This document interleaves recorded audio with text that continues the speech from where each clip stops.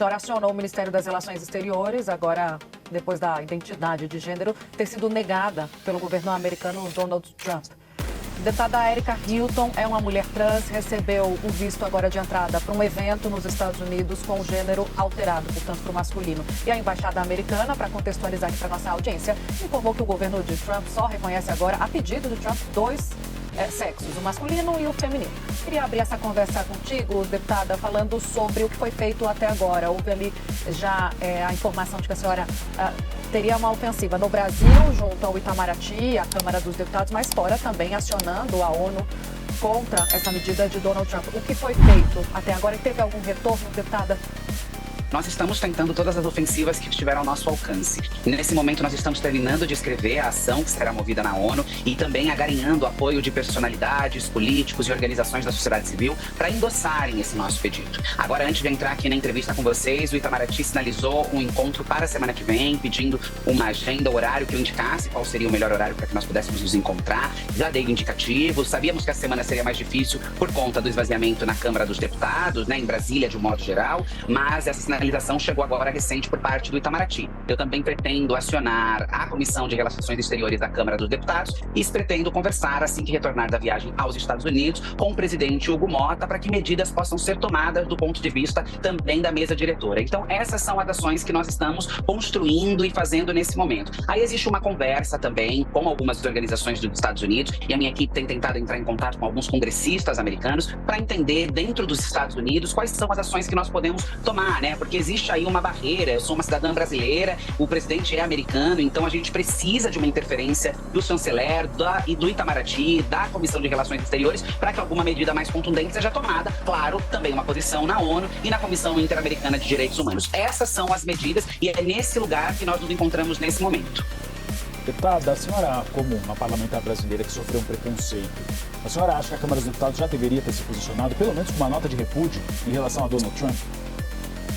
Olha, eu acho que tanto a Câmara dos Deputados quanto o próprio Itamaraty já deveriam ter se posicionado. Eu entendo que nós estamos em uma semana esvaziada, eu entendo que existe uma linha tênue dentro dessa disputa e dessa relação geopolítica dos Estados Unidos com outros países do mundo, mas sem sombra de dúvida nenhuma, nós podemos esperar mais, esperar a semana passar. Uma parlamentar teve o seu direito a ir a uma agenda oficial representando o Estado brasileiro negado por conta de uma violação do seu direito e por conta da violação de um documento oficial brasileiro. Não significa de um nome social, os meus documentos, a minha certidão de nascimento, o meu RG, o meu passaporte diplomático me reconhecem enquanto mulher e é importante que a Câmara dos Deputados e o Itamaraty se pronunciem o quanto antes possível.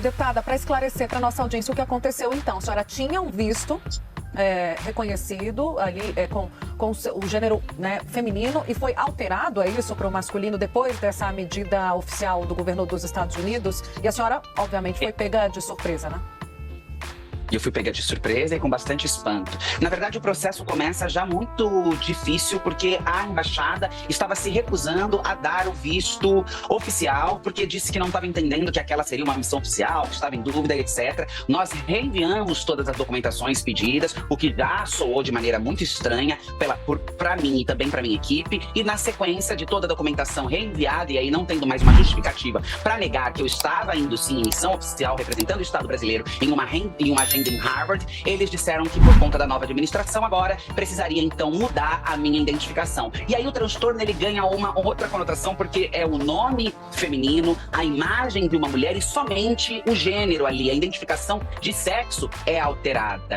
Eu fiquei imaginando o tipo de constrangimento e quais situações perigosas, inclusive, eu poderia passar se eu viajasse até os Estados Unidos. Então, diante desse cenário de violação dos meus direitos, eu achei por segurança, mas também porque não iria me curvar a uma medida autoritária do governo americano, não ir cumprir a minha agenda em Harvard no Brasil Conference. Então foi exatamente esse o que aconteceu. Uma dificuldade em aceitarem que a minha agenda era uma agenda oficial, quando já não mais podiam negar, então negaram o direito à minha identidade.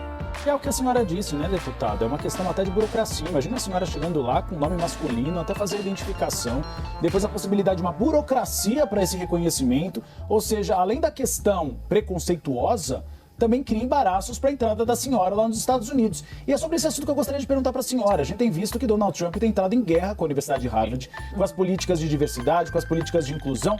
Como a senhora vê esses ataques? A senhora acha que é uma espécie de tentativa também de cortina de fumaça utilizada por Donald Trump para não responder a problemas locais, como, por exemplo, a alta taxa de inflação dos Estados Unidos?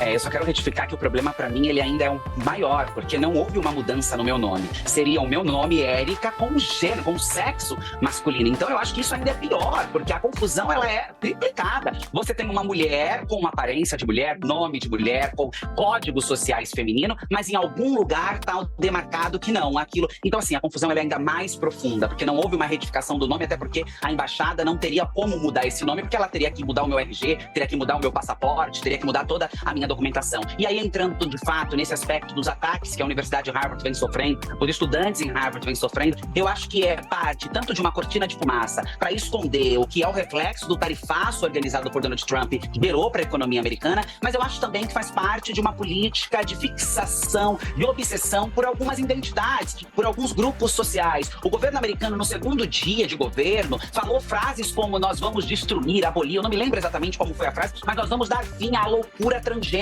algo dessa natureza, né? Então o governo americano, ele é um governo, os Estados Unidos, que é, ou em tese, deveria ser a maior democracia do mundo, está se transformando em um estado ditatorial. Os Estados Unidos está vivendo praticamente uma ditadura e é preciso que se denuncie esses absurdos que acontecem lá, perseguições, prisões arbitrárias, impedimentos de entrada no país, jornalistas que precisam mostrar os aparelhos telefônicos e são impedidos de entrar no país porque tem alguma informação contra Donald Trump. Donald Trump não é o dono dos Estados Unidos e Donald Trump não é dono da identidade de pessoas trans. Agora, é claro, é extremamente perigoso aquilo que ele vem fazendo, porque isso ganha ramificações em todo mundo. E nós vimos, por exemplo, agora o CFM soltando uma resolução que dificulta o acesso de pessoas trans ao atendimento na saúde. Então, assim, acho que faz parte de uma cortina de fumaça para esconder alguns desastres do governo Trump, que chegou vendendo sonhos e, na prática, esses sonhos não estão sendo efetivados, mas eu acho que também faz parte de um político ditador, de um político fascista e de um político que está ultrapassando, inclusive, as suas relações diplomática, o seu poder e se transformando mesmo a maior democracia do mundo em uma ditadura.